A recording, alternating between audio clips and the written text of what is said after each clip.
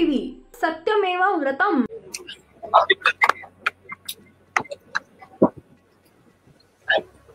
तमाम महाराष्ट्राच्या लोकांचा टॅक्सचा पैसा आपण या अधिवेशनात खर्च करत असतो। या अधिवेशनाच्या माध्यमातून शेतकरी, शेतमजूर, मजदूर, गरीब, दलित, आदिवासी यांना न्याय देण्याचा प्रयत्न या सभागृहात झाला पाहिजे अशी सगळ्यांची अपेक्षा असते। आणि आपण काय केलं? औरंगजेब, हलाल झटका, कुणाल कामरा आणि आता वाग्या, म्हणजे रिॲक्शनरी पॉलिटिक्स का प्रॅक्टिकल पॉलिटिक्स, म्हणजे प्रतिकात्मक राजकारण का प्रातिनिधिक राजकारण, याचं काही तुम्ही करणार आहोत की नाही?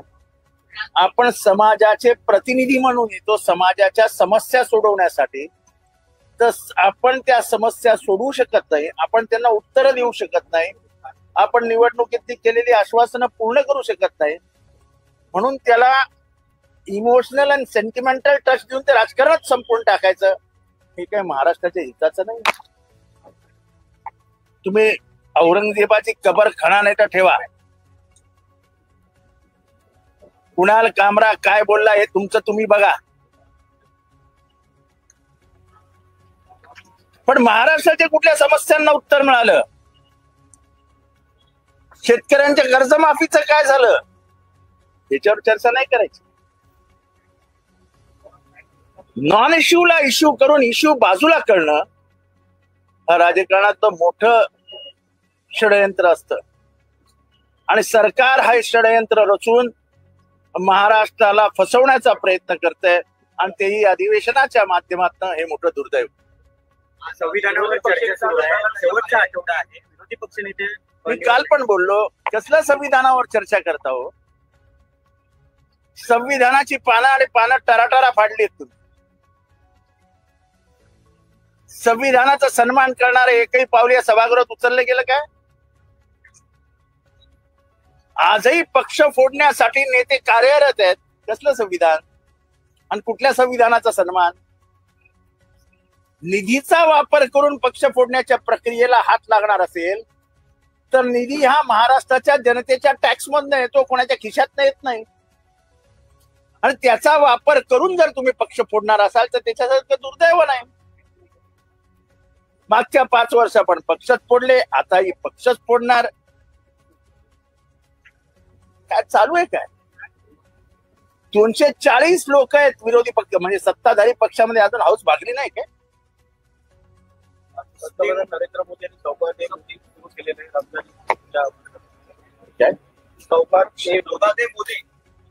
चांगलंय। काही मानसिक बदल होणार असतील तर बरंच आहे, महाराष्ट्र देशाच्या आणि महाराष्ट्राच्या हिताच आहे। मतांसाठी केलं, कशासाठी केलं, पण मानसिक बदल घडणं गरजेचं आहे।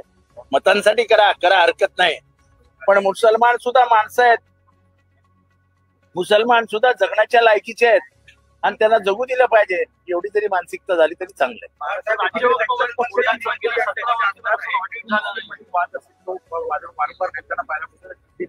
दररोज हिंदू मुसलमानच करताना दुसरा आहे काय त्यांच्याकडे? इकडे घरावरनं बुलडोजर फिरवला, सर्वोच्च उच्च न्यायालयाने छापलं ना तुम्हाला, माफी मागा ना त्या घरच्यांची त्यांच्या, की आमची चुकी झाली म्हणे म्हणून।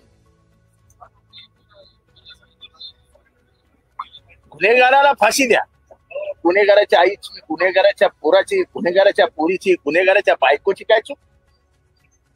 कोक्या भोसले गुन्हेगार आहे, भाजपच्या आमदाराचा समर्थक आहे, त्याला शिक्षा झाली पाहिजे। त्यांनी जे मारले, त्यांनी जे दादागिरी केली चुकीची आहे, पण त्याची आई भिल्ल समाजाची असून देखील तिचं घर जाळलं जातं, तिला बेघर केलं जातं, ते कुठल्या माणुसकीच्या राजकारणात बसतं? Out of the court settlement करायला जाल ते राज्य कोसळेल। Out of the court settlement सरकारने करायचं नसतं। न्यायपालिका स्वतःच्या हातात घेऊन आम्ही न्याय करू अशी रॉबिनहूड परंपरा जरी सरकार करणार असेल, एकीकडे महाराष्ट्रात मुस्लिमां विरोधात हे सरकार रान उठवत आहे, त्यांचेच मंत्री आक्षेपार्ह वक्तव्य करतात, आणि दुसरीकडे सौगाते मोदीचा कार्यक्रम ठेवून नेमकं काय साध्य करायचं या सरकारला असं तुम्हाला वाटतंय? या देशातले लोक मूर्ख आहेत असा एक सार्वत्रिक समाजाचा निर्माण झालेला आहे. राज्य वक्फ बोर्डाचं गेल्या 17 वर्षांपासून ऑडिटच करण्यात आलं नाहीये.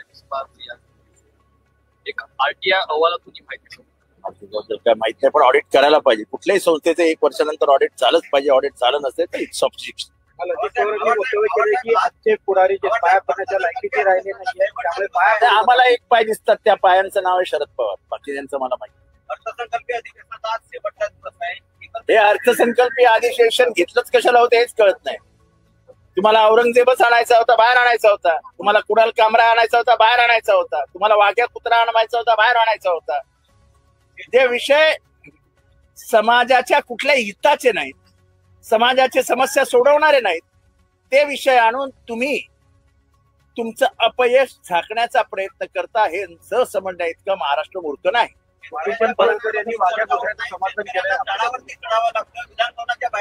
मला वाघ्या कुत्र्याचं समर्थन कोणी केलं हे सांगायचं, विचारायचं. ही समाधी शोधली कोणी? शिवाजी महाराजांची समाधी शोधली कोणी?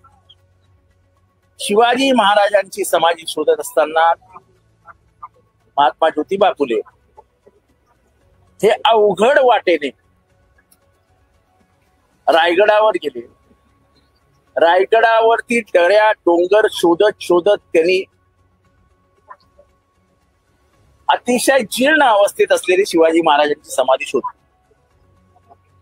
त्याच्यावर झाडं झुडपं कचरा सगळं पडलेलं होतं. बाजूला करून तिथे त्यांनी हार फुलं वाढली आणि समाधी शोधली. तिथे काय अस्तित्व होतं कोणाचं? ते अस्तित्वच नाही, ते इतिहासात आणणं हेच इतिहासाचं विकृतीकरण असतं. कुत्र्याला कोणाचा विरोध नाही. श्वान प्रेमी मी स्वतः आहे. माझ्या घरात 10 कुत्रे 10. कोणी आम्हाला श्वान प्रेम शिकायला जाऊ नका. पण जे खरं नाही त्याचा इतिहास निर्माण करणं ही इतिहासाची टिंगलटवाळी करणं.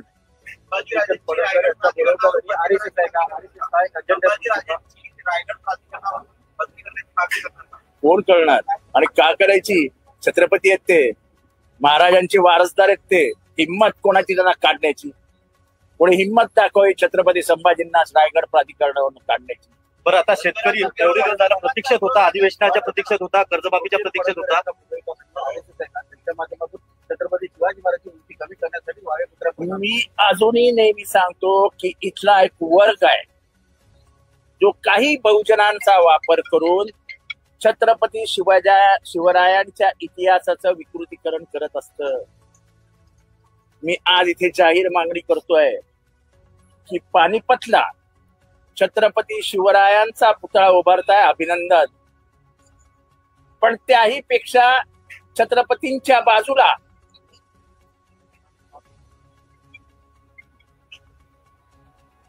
पानिपतच्या युद्धात चुकलेल्या रणनीतीमुळे पराभव झाल्यानंतर बरोबर 10 वर्षानंतर शूर मराठे महादजी शिंदे यांनी जे काय रणकंदन मारलं, तो काय धुमाकूळ घातला आणि सगळ्या गेलेल्या इब्रतीचा बदला घेतला.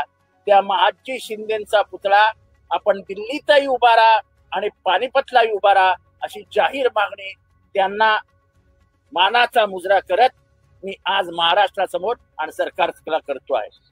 परत सर्वसामान्य लोकांनी आता सरकारवरती विश्वास ठेवायचा का नाही? कारण हे अधिवेशन घेऊ नका. शेतकरी देखील हे अधिवेशन घेत जाऊ नका.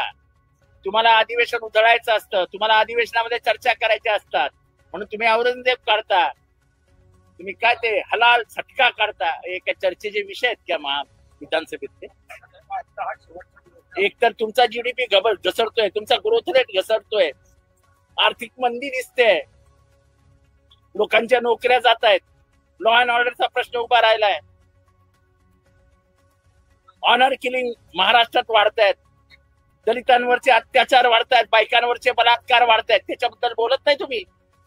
एक चर्चा, त्याच्यावरती 15 मिनिटाचं उत्तर झालं, संपलं. हे बघा, संविधानाची चर्चा सुरू आहे.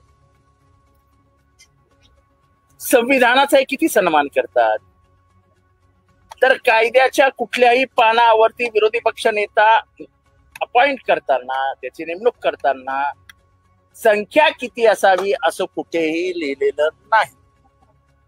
असं असताना विरोधी पक्ष नेत्यांना 5-5 वेळा अध्यक्षांना भेटावं लागतं, हातापाया पडावं नाही लागत, पण पडावंच लागतं. नाही मी बोलतो, मी मुख्यमंत्र्यांशी बोलतो, मी उपमुख्यमंत्र्यांशी बोलतो, तुम्हीही बोला आणि सगळ्यांशी बोलतो. पण आमच्या हक्काचं पद आहे ना ते. तुम्हाला विरोधी पक्षनेता का कमकुवत करायचा आहे? कारण का संविधानामध्येच म्हटलंय की विरोधी पक्ष सक्षम असेल तर सरकार व्यवस्थित चालतं. विरोधी पक्ष एकदा कमकुवत झाला की मनमर्जी चालते, तिथे मनमर्जी चालू आहे आणि म्हणून त्यांना विरोधी पक्ष नेता नकोय. कारण का ते संविधानिक पद आहे आणि ते संविधानिक पद इथे असताच कामा नाही. हा या सरकारचा दृष्ट हेतू आहे आणि तो अध्यक्षांच्या मार्फत पूर्ण आवडतंय.